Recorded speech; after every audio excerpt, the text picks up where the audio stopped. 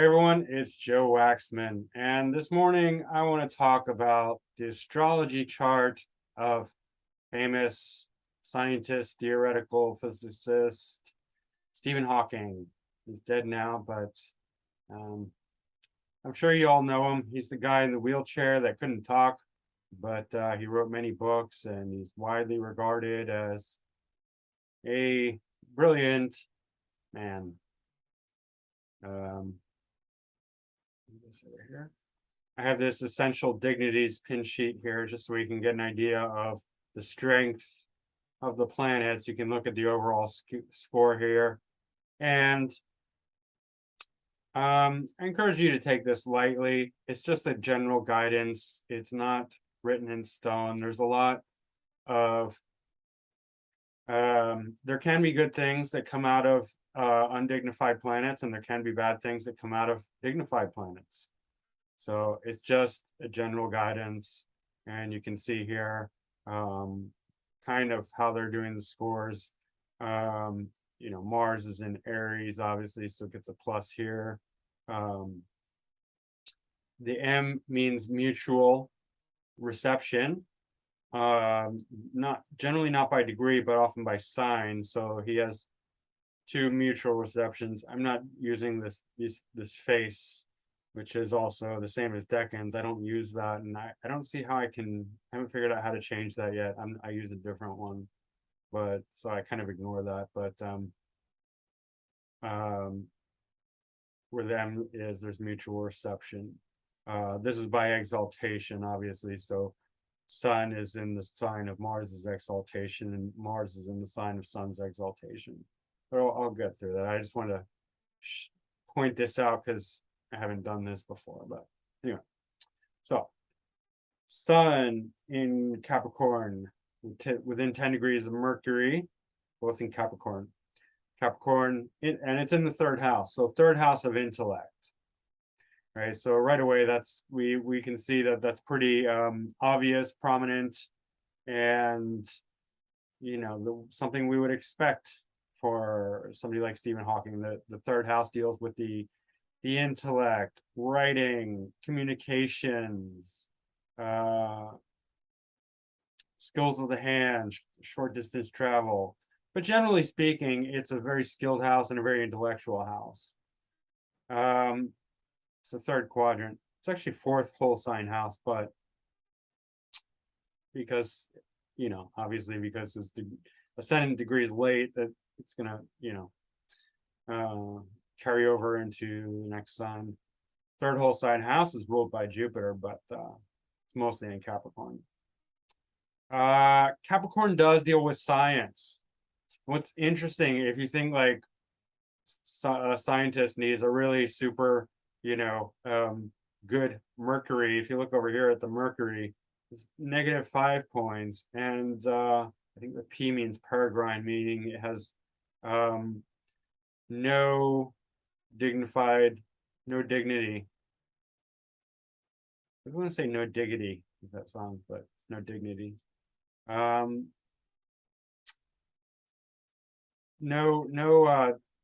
dignified aspects. And I guess that the detriment here of Jupiter makes that non-peregrine. Anyway, I'm not exactly sure on the scoring. That's something I have to learn. Anyway, so this Mercury is not particularly great. However, it is part. That's why you can't just use this. You have to look at the whole chart. It is part of this great, this grand Earth trine, which I'll get into. It's probably the most prominent feature in his chart. Obviously, we can't talk about his brilliance without also talking about his illness. He had ALS, and it's basically a nerve degeneration. I forget what it stands for. Nerve degeneration. He found out when he was pretty young that he had this, and he gradually became more and more paralyzed to the point where I think we all remember him. He died in 2018, where he's in a wheelchair and he couldn't even talk. He had to talk through a computer. Incidentally, he was British. probably you might not have known that because you probably never heard him speak. So if you had known him speak, you would have known that he was British and had a British accent. And he went to Oxford University, and his parents even were very well educated. I think they were Oxford alumni. They're very intelligent. As a child, they would all sit and read books at meals silently. But yeah, so all right, first let's talk about this grand trine because that's really where his brilliance comes from.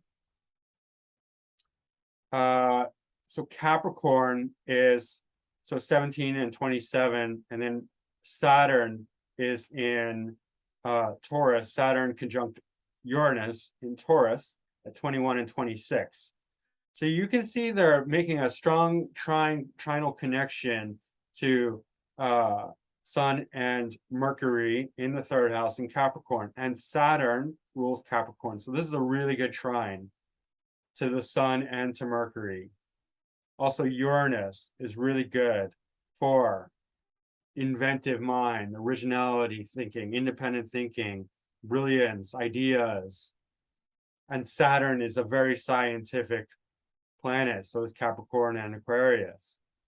And so Mercury with the trine, especially, well, Mercury and Sun with the trine to Uranus and Saturn in Taurus is really good because, again, Saturn rules Capricorn and it's a trine, right? You can have a trine with planets that are not, like you could have a trine here with Jupiter or, you know, Venus or Mars, whatever, and it's not necessarily going to be a great trine because it may not rule the planet, the sign.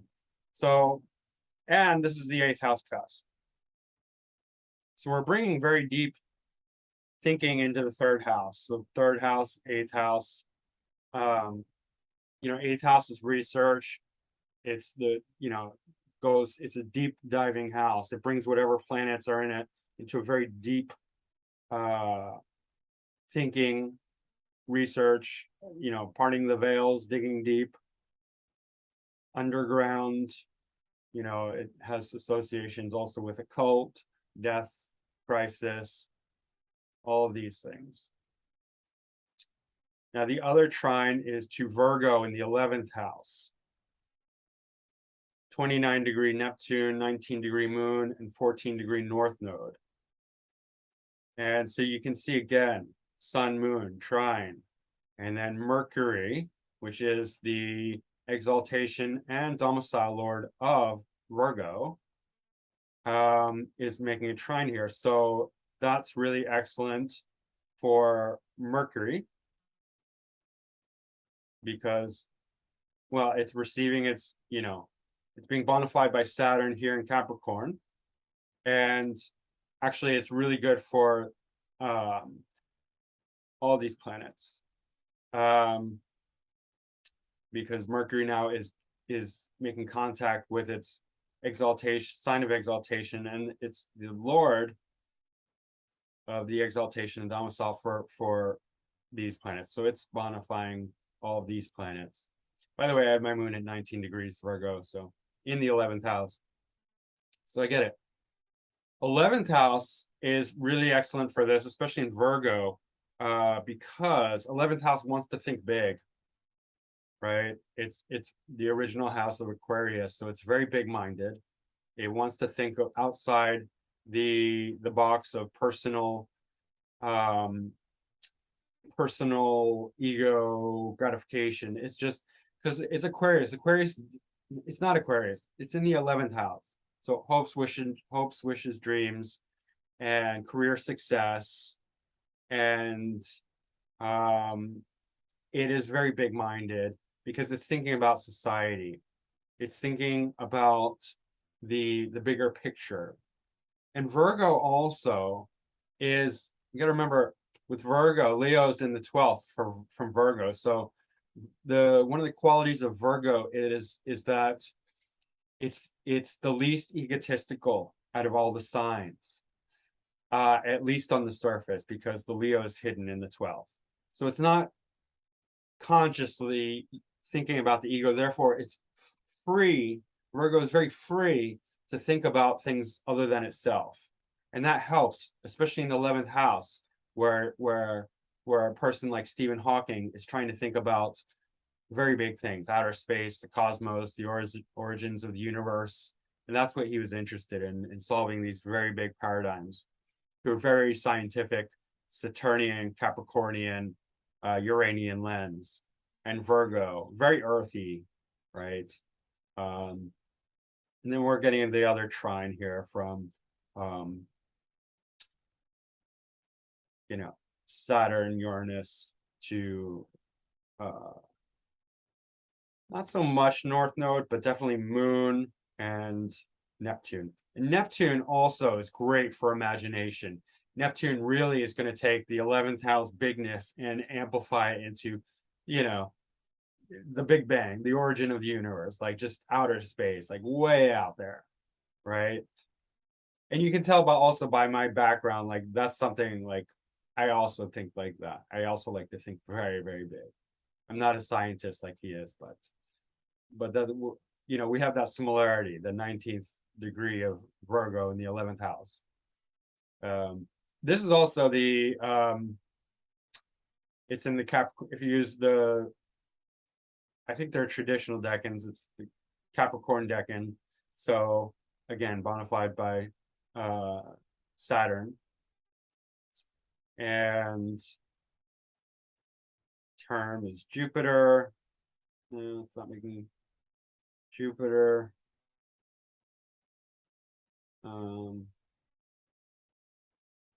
Okay, so the terms are not mixing here, but that's okay. This is excellent. It's an excellent grand trine. It you know, it's brilliant and it's very scientific and it's very big-minded and very penetrating, very deep thinking. And the North Node here really obsesses over the moon and the 11th house matters. I mean, the 11th house Virgo moon is not a very personal moon. That's the thing. It's a highly organized intellectual moon that's really thinking about bigger things.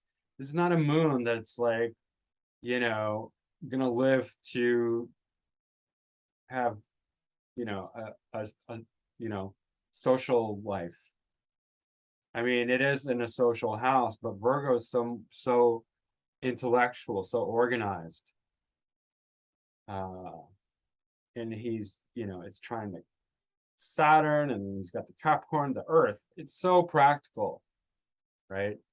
You'd see a grand Earth trine in people who are like engineers, very intellectual types, very practical intellectual types who just, they're no nonsense. They are just all about their work. They're being highly intelligent and being practical. My brother, one of my brothers has a grand Earth trine, and he's very intelligent and wants to study engineering. I think he is studying engineering. He's also into video games, but that's besides the point. So that we can see very strongly with the his brilliance, his genius. Okay. Venus is his ascendant lord. His ascendant is Libra, so it's going to be Venus is the ascendant lord. It's an Aquarius, another very scientific sign, who's very big-minded. It's in the 4th house. Now, Venus is square Saturn, and there's a mutual reception here, and you can see here, the M, Saturn, Venus. Now, what's interesting about this is that Saturn rules Aquarius, and Uranus is also the co-ruler of Aquarius. And they're both pretty much square, more Saturn than Uranus, but still. The square is a difficult aspect, and Venus is ruling the 8th house. So now we have this mutual reception between Saturn, and you could include Uranus in there, and Uranus and Saturn, especially in a nighttime chart, Uranus, Saturn is a malefic. It's in classical astrology, in a nighttime chart, Saturn would be the out of sect malefic, meaning it causes the greatest harm. So we got to make sense of his disease, right?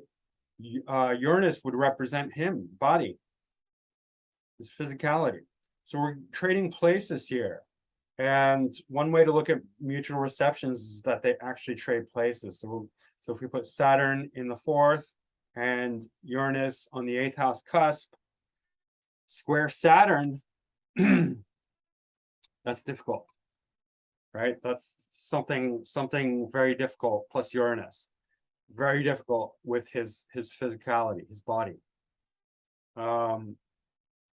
Venus does get a good score here, but that still doesn't negate this this very difficult square. These are also retrograde. I don't know how that affects it, but I've seen mixed results with retrograde, and people say different things. And that's the thing about astrology. I just have to comment. If you take many different astrologers, they're going to say many different things, and some will say, well, this is good. Some will say this is bad. And so that's why the best thing about astrology is that you have to observe and you have to try it out, and you can't just take anyone's word because you ask somebody else and they're going to disagree. And you just have to see what makes sense and try it out. So if I say I don't know something, it's not because I haven't studied. It's because I haven't figured out in my own experience what's true about it and what's not true. Retrogrades have mixed results. They're good in some ways and not so good in other ways. And it's sort of like the energy of a retrograde is like going back in your mind. Like there, you could look at it one way, like where somebody's really confident, really kind of, I don't want to say cocky or arrogant, but maybe, but they're not reflective. They're just doing stuff and they're like, whatever, man, I always do the right thing. Like I just go and I'm always good. I don't look back. I don't question myself. I'm just forward. Let's go. Somebody with strong retrograde planets, depending on the planet, it's going to turn back on themselves and they'll be like, did I do the right thing? Was that right? Is this okay? Let's think about this. Let's reassess. Let's reflect. Let's go back and try and figure it out. And they'll go back in their head many times before they move forward. That's the retrograde in action inside the person. And you can imagine how that might be a good thing, that might be a bad thing. It might be obsessing. It might be overthinking. It might be too much deliberation before action. And you might see how action without deliberation can be a good thing or a bad thing. So I don't think it's good or bad when it's a retrograde, but possibly for sensitive things like mutual reception with the ascendant Lord, Venus, and it's not all bad because Saturn rules Aquarius, like I said, so does Uranus. And Saturn actually really likes Venus because Saturn is exalted in Venus' sign of Libra. Venus does not like Saturn as much because Saturn is very cold and hard and restrictive. Sort of like young woman and an old man. Of course, the old man likes the young woman. He makes her feel alive and excited. There's the polarity. The young woman's like, old man, it's kind of a little sketchiness there. And it's the 8th house, and it's the 4th house. 4th house is dealing with early childhood, and he did develop ALS when he was young. So I think that right there is a huge issue, and probably one of the difficult aspects that contributed to his ALS. Now you can see 26 degrees, his ascendant is there, 26. Also, Uranus is at 26. Inconjunct is called inconjunct. That's also very difficult because it's Uranus. And Saturn's involved too, but Uranus is shocks.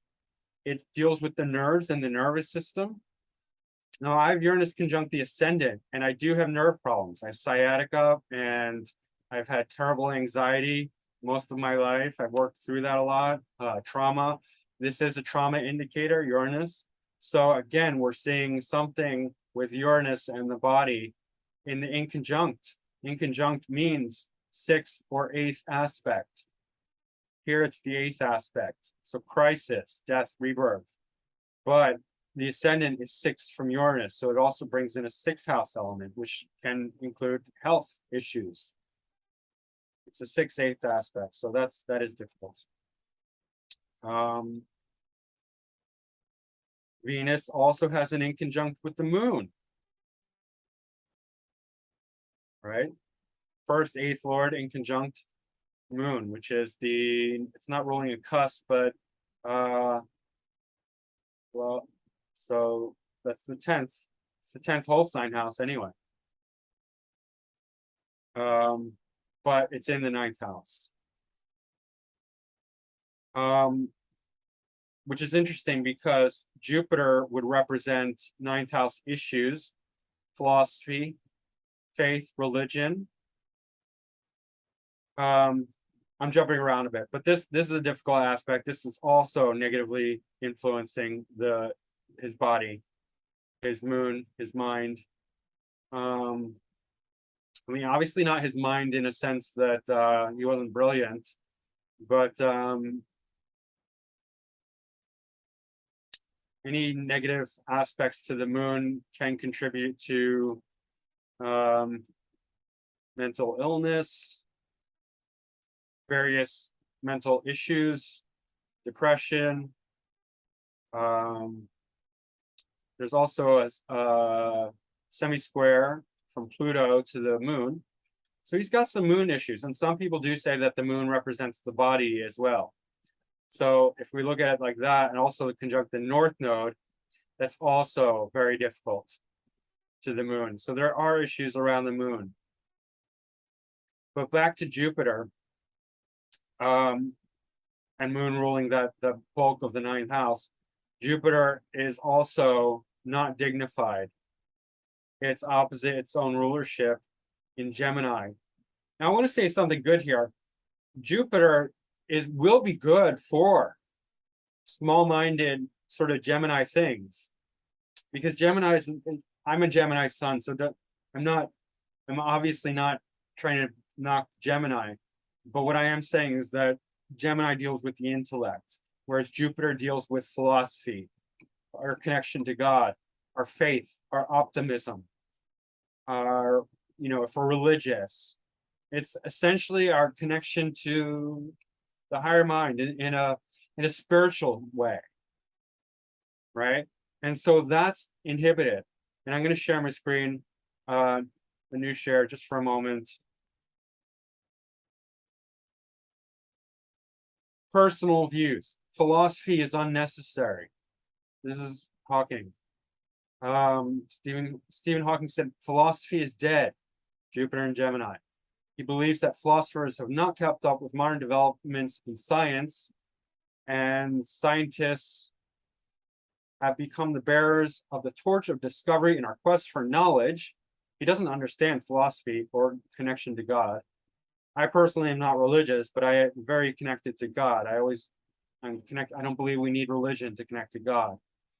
He said that philosophical problems can be answered by science. Particularly new scientific theories lead us to a new and very different picture of the universe and our place in it. Jupiter and Gemini. Blah, blah, blah. He's very Saturnian, Capricornian, scientific, and his Jupiter is virtually, I don't want to say it's non-existent, because he probably had a great philosophy around science. That's what a debilitated Jupiter will do. It'll make the philosophy very small. He's an atheist. Hawking was an atheist. The brain as a computer will stop working when its components fail. That is false. That is simply not true. And the concept of an afterlife, fairy story for people afraid of the dark. Again, not true.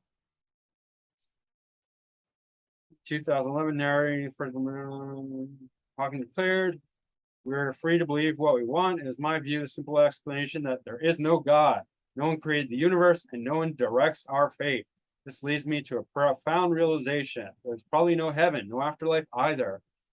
We have this one life to appreciate and the grand design of the universe, and for that, I'm extremely grateful." So, on the surface, at least, he was an atheist. He did not believe in God, but he says, "I'm extremely grateful." Just remember that, because I want to tie something else into it.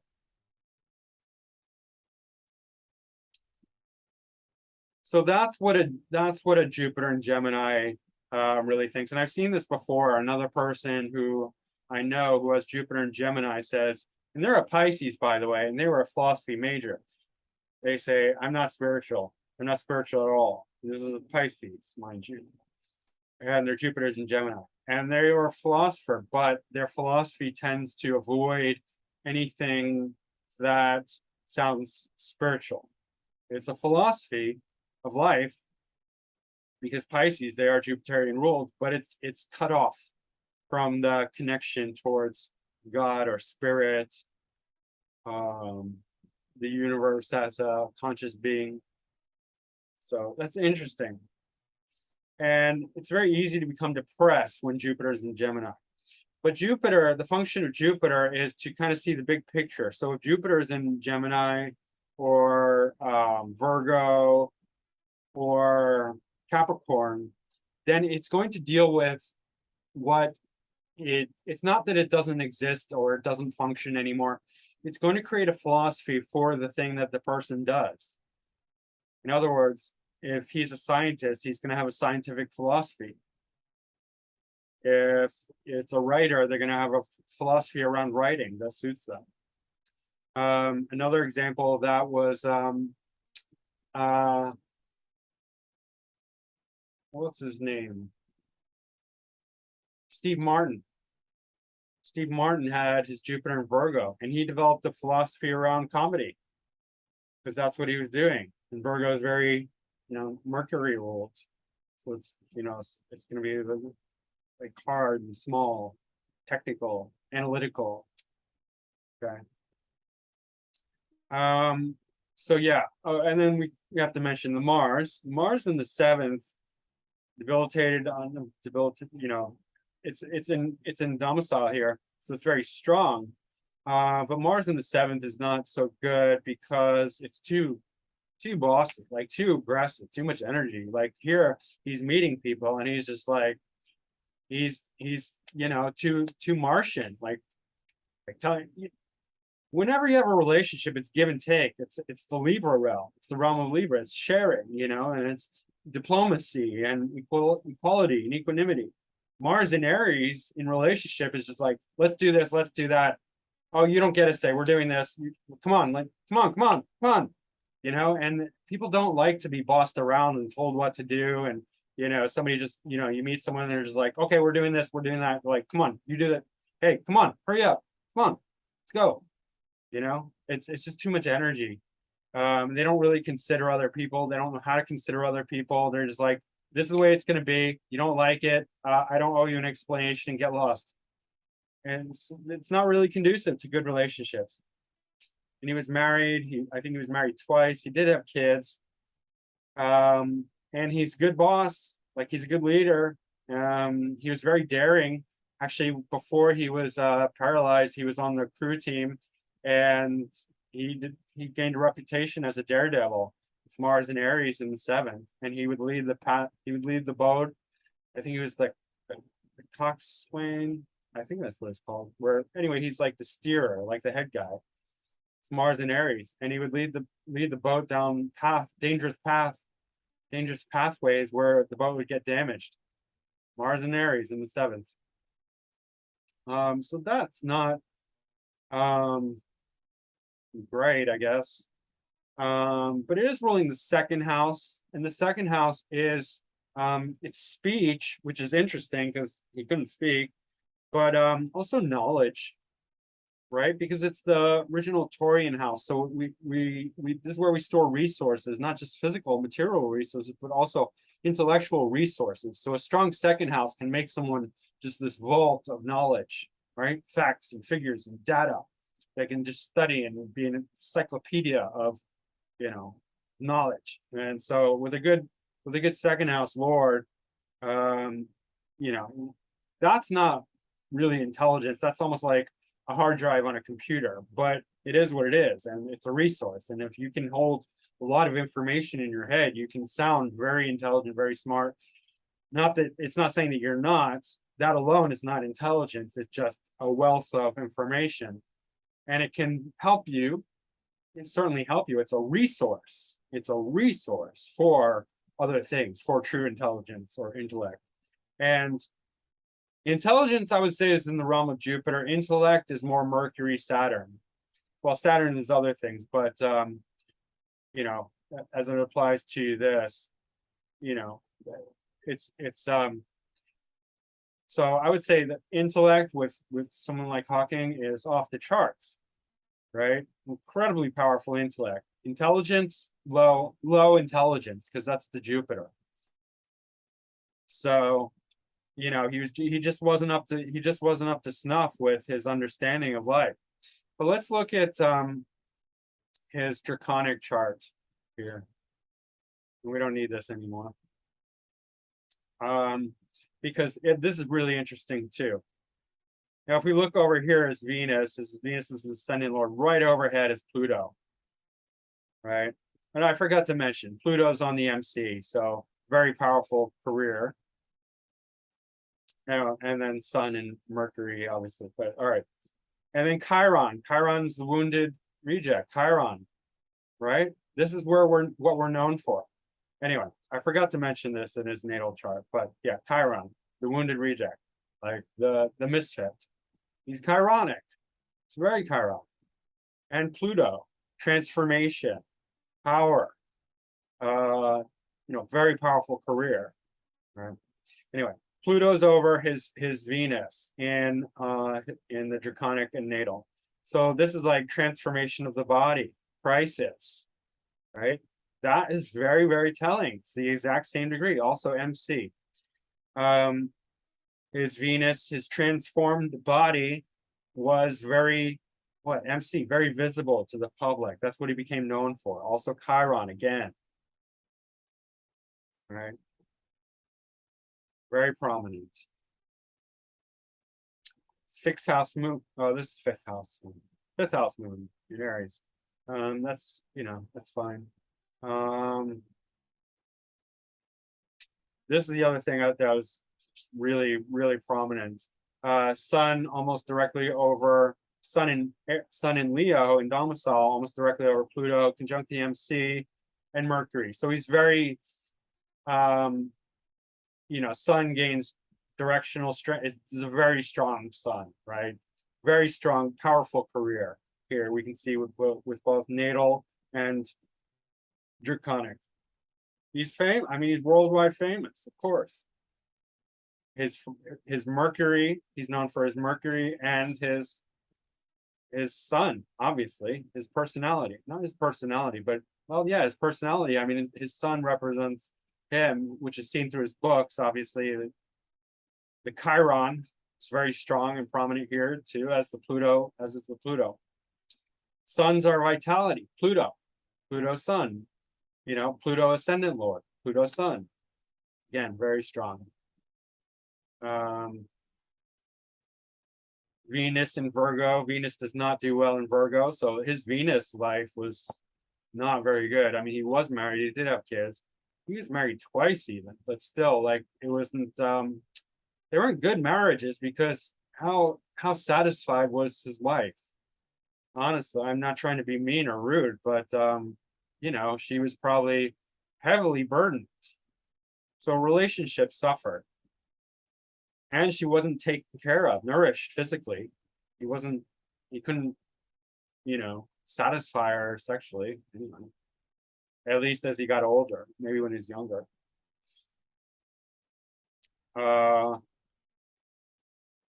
There is a kind of, it seems like a yod here, somewhat of a yod.